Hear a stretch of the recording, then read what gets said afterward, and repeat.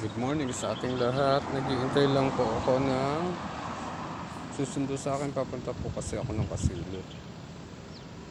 So, hintay ko lang po yung inaanak ko. Kakaunin po kasi ako. So, yan po. Nasa Hana McDonald's po ako dito sa may Wyatt. So, parating na po yata yung aking sundo. Hintay ko lang po yung inaanak ko.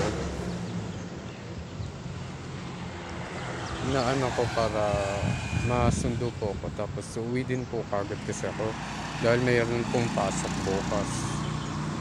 Yun po, napakainit pero malamig po yung hangin. Yan po, oh.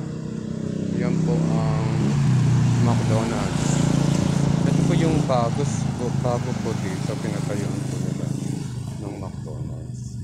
So, hinihintay ko lang po yung inaanak ko, papunta na daw po.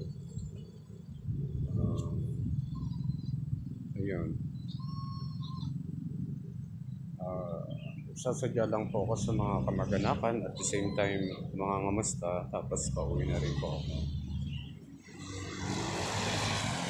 Habang wala pa naman po, mainit po. Pero alam ko malamig po dito sa gabi, especially kapag kasi wala po siyang ayun, walang mga puno, walang mga tagos-tagusan po yung tagos-tagusan po yung ang tag dito. Tagos-tagusan po yung hangin, kaya ganun po. So, hinihintay ko lang po siya na dumating dito, pero on the way na po siya kasi malayo nga po ang Kasilip. Kaya hindi ko alam kung maglalakad ko. Kasi wala naman din po akong load na pantawag. Ang akin po gamit ko lang po ay sa lang. So actually pang 30 pang tatlong tricycle na po ito. Tapos dalawang tricycle, tapos 30 motor na dumadaan. Yeah. Wala pa din po. So iniintay ko lang po, pero sabi nung kumari ko na daw po, paalis na.